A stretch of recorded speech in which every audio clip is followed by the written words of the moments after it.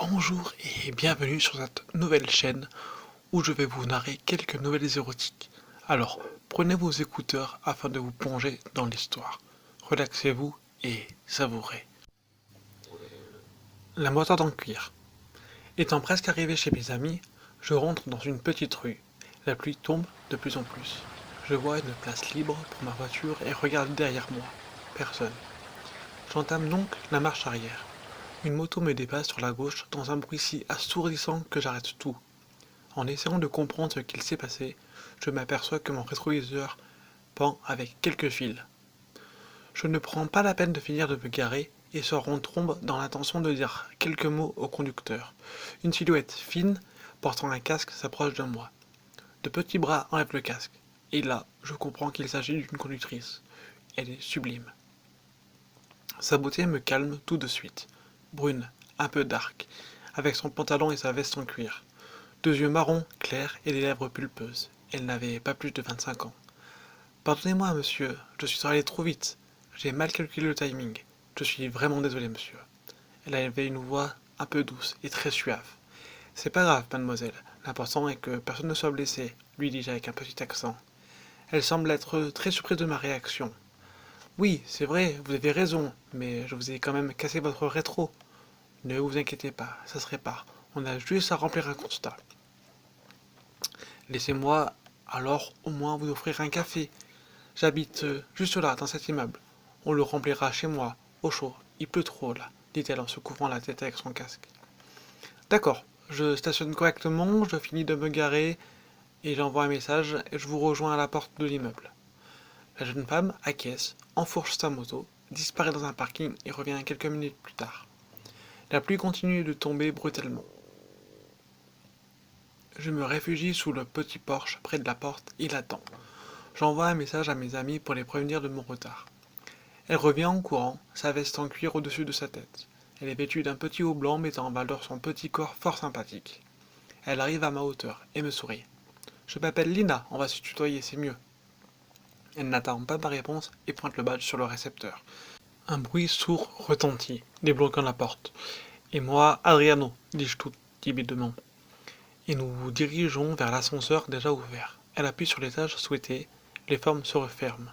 Je fixe mes pieds, n'osant pas croiser son regard troublant. Le silence qui règne dans la cabine me met encore plus mal à l'aise. Je commence à suer et je prie pour que ce moment dure le moins de temps possible. Enfin, les portes s'ouvrent et je souffre en silence. Je me demande pourquoi je suis si stressé. C'est peut-être la belle demoiselle qui me met une pression par sa beauté et son assurance. Nous faisons quelques pas pour arriver au seuil de la porte. En fouillant dans son sac à la recherche de ses clés, elle me dit « C'est petit, mais c'est largement suffisant pour moi. » Je lui souris en guise de réponse. Elle ouvre la porte et appuie sur l'interrupteur. La lumière du lustre fait apparaître un petit salon, simple et joli. Quelques armoires en bois, des bibelots partout. Elle disparaît dans la cuisine aussitôt, ce qui me permet de regarder en détail l'appartement. Une petite odeur de vanille atteint mes narines. J'entends sa petite voix au loin. « Tu veux une bière ?» Je pensais plus à un café en fait, dis-je un peu l'air bête. Elle s'avance avec 2 bouteilles. Un café, se moque-t-elle? Tiens, j'ai emmené de quoi faire le constat. Mais avant toute chose, buvons. Et tu as le droit de t'asseoir, tu sais, tu ne paieras pas plus cher. J'accède à son invitation et m'installe en face d'elle. Elle me regarde droit dans les yeux et ajoute. Alors, parle-moi de toi un peu. De moi? Fais-je intimidé? Bah oui, ce que tu fais, ce que tu aimes, de toi quoi. J'inspire et me lance. Comme tu le sais, je suis Adriano, je suis d'origine brésilienne et je suis chef d'équipe dans l'exploitation et l'exportation de café pour une grosse boîte à Rio. Elle continue de me fixer et semble être pendue à mes lèvres. Je suis actuellement à Paris pour une convention afin de rencontrer de nouveaux clients. Voilà, enfin tu sais tout. Ses pupilles, toujours rivées aux miennes, elle émet une sorte de moue comme si elle était impressionnée. Elle prend et lève sa bouteille. À ton rétro alors. Nous buvons quelques gorgées chacun, le sourire aux lèvres. Et toi, Lina, alors, qu'est-ce que tu aimes dans la vie? Fait-elle d'une voix grave, dans l'intention de m'imiter. Alors je souris bêtement, lui faisant un signe de tête pour qu'elle continue. Elle se racle la gorge et reprend ce son si doux qui lui appartient. J'aime la musique, le jazz, les arts martiaux. Oui, je sais, on ne dirait pas, mais... dit-elle en souriant face à mon étonnement. J'aime un bon plat de pâtes avec du pesto devant un bon film. Je reste bouche bée devant son aisance face à moi. Mais sa personnalité me plaît, tout comme son physique d'ailleurs. Je n'ose imaginer son corps sous ses vêtements. Elle remet ses cheveux derrière son oreille en buvant quelques gorgées de sa bière, puis se lève, me regarde en me faisant un clin d'œil. Tu veux goûter quelque chose de spécial? Je lève mes sourcils de surprise en haussant les épaules. Ah ben oui, pourquoi pas? Elle fit demi-tour et s'éloigne. Je n'ai pas pu m'empêcher de regarder ses fesses et d'avoir quelques idées assez coquines. Elle revient vite avec une bouteille dans une main et 2 petits verres dans l'autre.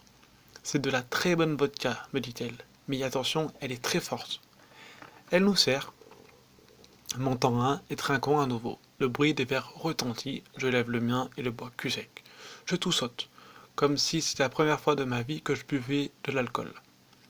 Elle rigole ouvertement. Bah dis donc, tu fais pas semblant, Adriano, se moque-t-elle encore. Je sens une chaleur monter en moi, je deviens sûrement rouge comme un piment. Je me sens glisser de plus en plus dans le fauteuil. À son tour, elle se l'envoie d'une seule traite, mais bien entendu, sans tousser. Je nous sers le petit frère, dit-elle avec un sourire ironique.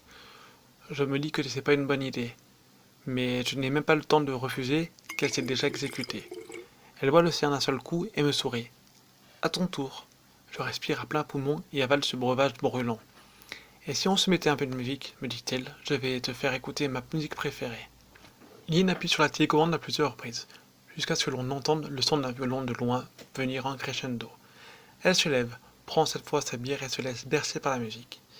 Elle danse toute seule au rythme de ce son mélodieux. Je me délecte de la scène. Elle secoue sa tête doucement aux symphonies des violons. Je regarde son corps, ses fesses. Je me sens un peu ivre, mais parfait pour enlever ma timidité, parfois handicapante. Mon poids s'enfonce de plus en plus sur le canapé, mais je reste conscient de tout, et la vue de cette beauté me fait perdre la tête. Elle se déhanche et ondule sans limite. Je bois encore quelques gorgées de ma canette entamée. Au point où j'en suis, elle est encore un peu chaude, mais rien de grave. Le violon l'entraîne dans une danse sensuelle, presque érotique. Ses mains remontent le long de sa cuisse et ruissellent jusqu'à ses seins. Elle s'écroule sur sa chaise, me regardant avec un joli sourire au coin des lèvres. Mon cœur s'emballe en imaginant goûter ses lèvres. Ça va, Adriano me demande-t-elle. Tu sembles être KO. Elle a raison, l'alcool me monte à la tête, mais bizarrement je ne suis pas fatigué. Oui, oui, ça roule, mais le dernier verre de ta vodka m'a achevé.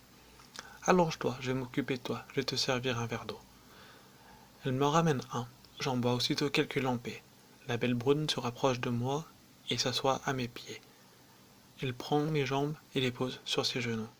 Et là, ça va mieux? Mais carrément, carrément mieux, pensais-je. Oui, pas mal comme ça. Elle pose ses mains sur mes tibias. Ça me procure une intense excitation qui me donne une envie soudaine de l'embrasser. Mais ivre comme je suis, le fait de me lever serait un effort considérable.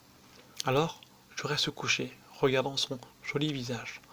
Au moment où elle me touche un peu plus intimement, en me caressant la main puis longeant mon corps, une brutale lumière rouge clignote au niveau du salon.